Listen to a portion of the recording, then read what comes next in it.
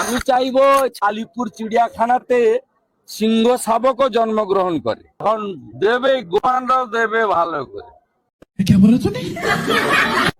বিরোধী দলনেতা নাকি আর রাজনীতির চাপ নিতে পারছে না, এখন নাকি পশু চিকিৎসার সাথে যুক্ত হয়েছে। আলিপুর চিড়িয়াখানায় পশু যদি কোনো নতুন বাচ্চা প্রসব করছে, দায়িত্ব সহকারে গিয়ে নাকি সেই বাচ্চার দেখাশোনা করছে। আলিপুর চিড়িয়াখানার সাথে নাকি অতঃপরিতভাবে যুক্ত হয়ে গেছে।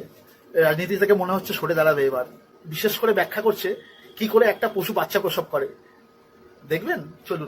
প্রয়োজন হলে আমিও কাল পরশুর মধ্যে এলাকায় ঢুকবো। নজর তো অনেক আগে থেকেই ছিল।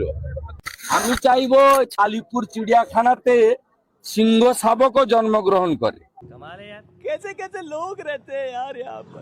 এখন দেবে গোয়ানরাও দেবে ভালো করে, এখন দেবে গোয়ানরাও দেবে ভালো করে,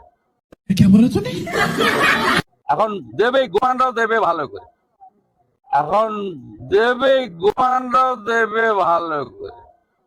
समझ रहे हो? समझ रहे हो आप? समझ रहे हो?